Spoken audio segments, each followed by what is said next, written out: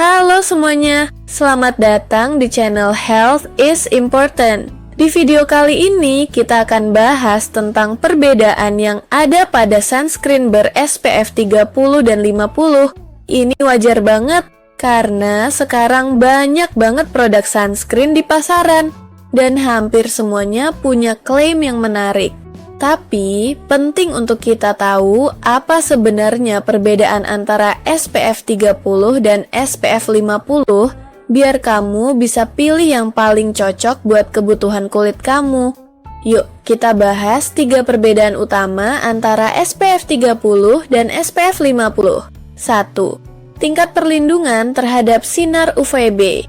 SPF itu singkatan dari Sun Protection Factor. Dan angka di belakangnya menunjukkan seberapa baik produk tersebut bisa melindungi kulit dari sinar ultraviolet B atau UVB, sinar matahari yang bisa bikin kulit terbakar dan jadi salah satu penyebab kanker kulit. SPF 30 artinya kamu mendapat perlindungan sekitar 97% terhadap sinar UVB. Sedangkan SPF 50 memberikan perlindungan sekitar 98%.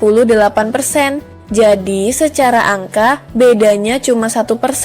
Tapi 1% ini bisa jadi penting terutama buat kamu yang punya kulit sangat sensitif atau sering beraktivitas di luar ruangan dalam waktu lama. Tapi, kalau kamu hanya pergi dari rumah ke kantor atau beraktivitas di dalam ruangan, SPF 30 sudah cukup kok.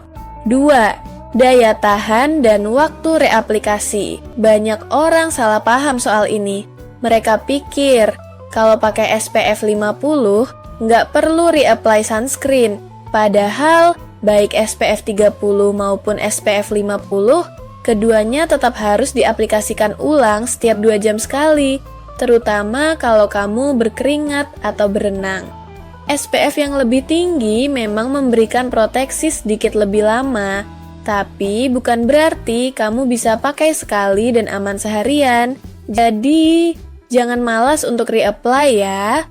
Fokusnya bukan hanya soal angka SPF, tapi bagaimana cara kamu menggunakannya. 3. Tekstur, formula, dan efek di kulit. Biasanya nih, sunscreen dengan SPF lebih tinggi seperti SPF 50 memiliki tekstur yang sedikit lebih berat atau lebih tebal. Ini karena kandungan bahan aktifnya juga lebih banyak untuk memberikan perlindungan ekstra. Untuk kamu yang punya kulit berminyak atau acne prone, kadang SPF 50 terasa terlalu berat dan bisa bikin kulit makin lengket atau mudah berjerawat. Sementara SPF 30 lebih ringan dan biasanya lebih nyaman dipakai sehari-hari, terutama kalau kamu pakai makeup di atasnya. Tapi tenang, sekarang juga sudah banyak sunscreen SPF 50 yang teksturnya ringan, gel-based, atau bahkan water-based.